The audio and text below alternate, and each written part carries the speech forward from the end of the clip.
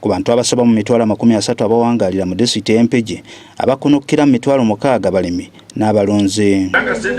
Kati okusobola okutumbula ebyobulimi n'obulunzi mu Mpigi, abakulembera disitulikiti eno baateekawo olunaku bano kwe bakubaganyiza ebirowoozo era nga wano abalimi basoose kwogera ku kusoomoozebwa kubasanga mu mulimu guno. Mwami Ssebwadda bw'aba asomesanga atugamba tuteekeddwa okuba okumpi n'awali amazzi.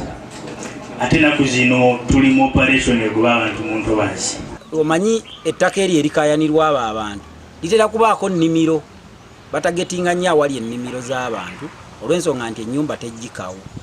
Kati era ogenda okulaba nga baafekitinze nnyo ebyobulimi. Nime mmwanyi naye okulima eka y'emmwanyi gifuula omuntu ku mutindo okusobola okunogamu emmwanyi ennyingi eziwera mu eka olina okuba nga olina ebigimusa milioni 2.5 omulimi w'okukyala atandikibwako yatasobola kubeera ng'asobola bigula. Tusaba disitulikiti esobola okuba muno lisaaki yenna gwekola mu mbeera yonna ku bulwadde, ku ndwadde, ku bigimusa, ku ndwadde ne kubuuka, enkosa y'ebigimusa n'ebigimusa ebibeerako babeere nga bituteera ku mikutu gyaffe kubanga ffe ng'abalimi ku grassroots twetaaga information yeyo. Abakugu bano babanokodde ne babasaba okukolera awamu n'okusobola okwaŋŋanga okumu kusoomoozebwa kubasanga. Naye mu nkola eno eya irrigation nti tekigaana kujja mazzi ku lusaalu.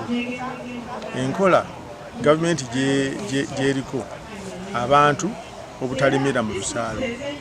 Ffe kitwogera nti ne bw'obanga oyagala mazzi naye nga wolimira lutobazi tokolifayinga. Abantu abamu batunda eddagala fu, abalala tebatunda fu libaddamu naye nga alikubuulira bw'ogenda olikozesa ye mufu.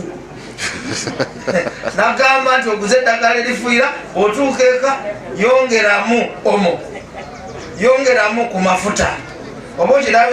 Akulira obulimi n'obulunzi Empigi Patrick James Sserwadda agamba kati essira liteereddwa ku kufukirira wadde nga bakyasoomoozebwa olw'obutaba na balimisa bamala basobola kutambula mu bantu. Kigabe tugenda nti ku bakozi enkaaga tulina 28 nti newankubadde omwaka guno tusuubira okwongerako 5 naye tujja kusigala ng'era tubulamu. Bonna abeetabye mu nsisinkano eno bategeezezza nga bwe bagenda okukyusa mu nnima yaabwe oluvannyuma lw'okuweebwa amagezi. Faamu entonotono ng'osobola okulimira ku 5 ku 10 zigenze zaagazisa abavubuka ebyobulimi aweva maki nti era babulamu. Wabaddewo okwolesa ebintu ebikolebwa abalimi ne bongera okwewa amagezi okugatta omutindo ku buli ekifulumizibwa okwongera ku nfuna yaabwe.